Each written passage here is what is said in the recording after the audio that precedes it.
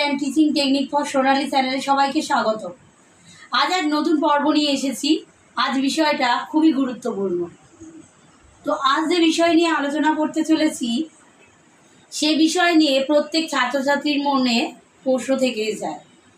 তো সেই বিষয়টা হলো যে একটা টিচার বা একটা শিক্ষক বা শিক্ষিকার সঙ্গে একটা ছাত্র বা ছাত্রীর সম্পর্ক কেমন হওয়া উচিত। তো এই নিয়ে অনেক ছাত্রছাত্রীও আমার কাছে অনেক কথাই বলেছে। তো তাই আমি ভাবলাম এই বিষয়টা নিয়ে একবার আলোচনা করা উচিত। তো তাই আমি এই বিষয়টা নিয়ে আজ আলোচনা করতে এসেছি। তো অনেক ছাত্রছাত্রীরা এই বিষয় নিয়ে অনেক রকমই কথা বলে। তো আমি আজই কতগুলো ছেলেমেয়েকে জিজ্ঞাসা করছিলাম যে একটা ছাত্র সঙ্গে একটা শিক্ষকের কেমন সম্পর্ক হওয়া উচিত। তো ছাত্রছাত্রীরা সেই উত্তরে কি বলল যে একজন যেন বন্ধু হয়। তো সেই বিষয়ে বলছি আর কি। তো এখানে অবশ্যই একটা শিক্ষক একটা ছাত্রের কাছে, শিক্ষক যেমন কোনো বিষয় সম্পর্কে জ্ঞান দান করবেন, আবার ঠিক তেমনি অবশ্যই তিনি একজন বন্ধু। কিন্তু এই বন্ধু আবার সেই বন্ধু নয় যেটা দেখা যাচ্ছে একটা ছাত্র তার সমবয়সী বা ক্লাসমেটের সঙ্গে গায়ে হাত দিয়ে ইয়ার্কি করা, তুইতুকারি করা, গালিগালাজ করা, এছাড়াও অনেক এমন কিছু কথা আছে আলোচনা করতে থাকে। তো শিক্ষকের সঙ্গে এই বিষয় নিয়ে আলোচনা করা যাবে না। এখানে কি কি বিষয়ের ক্ষেত্রে উনি বন্ধু হতে পারবেন? উনি কোনো একটা বিষয় নিশ্চয়ই পড়াচ্ছেন, সেই বিষয় সম্পর্কে কোথাও যদি বুঝতে প্রবলেম হয় উনি কিন্তু বোঝাতে পারেন। সেক্ষেত্রে ছেলেমেয়েরা যেন ভয় না পেয়ে ওনাকে জিজ্ঞাসা করতে পারে, 1 নম্বর পয়েন্ট।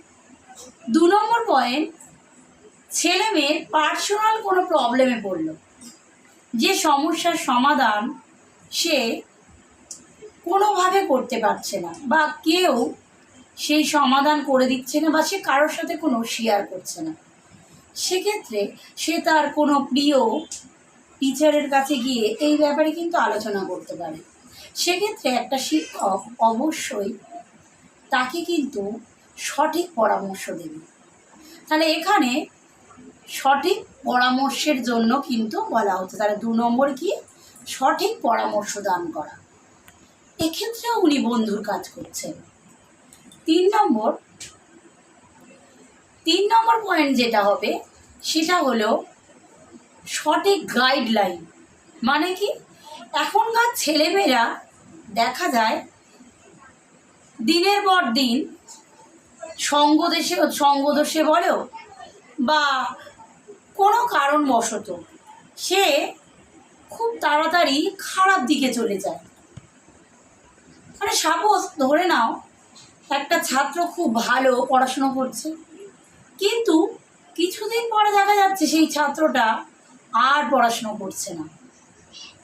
তাহলে সেই পড়াশুনো করছিল সেটা কিন্তু যে টিচার তাকে পড়াচ্ছিল সেই একমাত্র জানে। তিনি একমাত্র বলতে পারবেন যে সেই শিক্ষার্থী পড়াশুনো আগে করতো, এখন করছে না।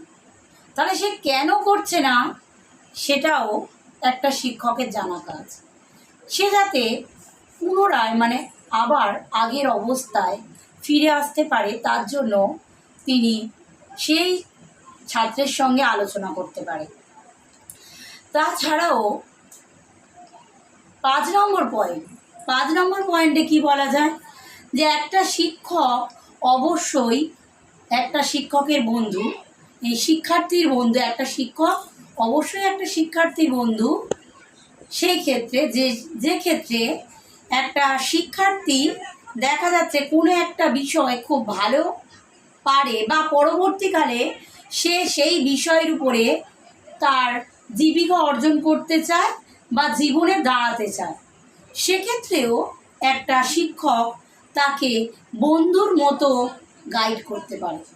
তিনি বলতে পারেন যে তাকে কি কি করা উচিত, অর্থাৎ একটা স্টুডেন্টকে সেই অনুযায়ী কি কি পদক্ষেপ নেওয়া দরকার আছে। তো সেই অনুযায়ী যদি চলা যায় তাহলে সে তার নিজের লক্ষ্যে পৌঁছতে পারছে। তো এই যে 5টা পয়েন্ট বললাম, এই 5টা পয়েন্টই বিবেচনা করে দেখলে এখানেই শিক্ষক আর শিক্ষার্থীর মধ্যে বন্ধুর সম্পর্ক। তাহলে এইখানে বোঝা গেল কি যে ক্লাসমেট বা সমবয়সী বা পাড়ার দাদারা দিদিরা যে বন্ধু, একটা টিচার বা একটা শিক্ষক বা শিক্ষিকা সেই বন্ধু নয়। এখানে একটা শিক্ষক কোনোভাবেই কোনো খারাপ গাইডলাইন দিতে পারেন না। তবে হ্যাঁ, কিছু কিছু শিক্ষকের ক্ষেত্রে এখানে প্রবলেম দেখা যায়। অনেক শিক্ষকই আছেন, অনেক রকম প্রবলেম আছে। দেখা যায় কি নেশাগ্রস্ত থাকেন, সিগারেট মাদক এইসব তো করতেই থাকেন। তাছাড়াও চারিত্রিক যে বৈশিষ্ট্য হওয়া দরকার সেদিক থেকেও যদি কোনো সমস্যা হয়ে থাকে, আমার মতে প্রত্যেক শিক্ষার্থীকেই বলছি যে সেই শিক্ষার্থী যেন এমন একজন শিক্ষককে বন্ধু হিসেবে মেনে নেয়, সেই শিক্ষক যেন সমস্ত বিষয়ে পারফেক্ট থাকেন, ওনার যেন কোনো বাজে রিপোর্ট যেন না থাকে। সেক্ষেত্রে একটা ছাত্রছাত্রী উনি গাইড করতে পারবেন। কিন্তু একটা ছাত্র যদি সেই টিচারকে নেন, মানে সেই শিক্ষককে বন্ধু হিসেবে গ্রহণ করেন যে শিক্ষকের কোনো চারিত্রিক বৈশিষ্ট্য ভালো নেই, নেশাগ্রস্ত হন নানা রকম দিক থেকে, এই সব দিক থেকে বলতে গেলে সেই শিক্ষক কিন্তু ভালো বন্ধু কখনোই হতে পারবেন না।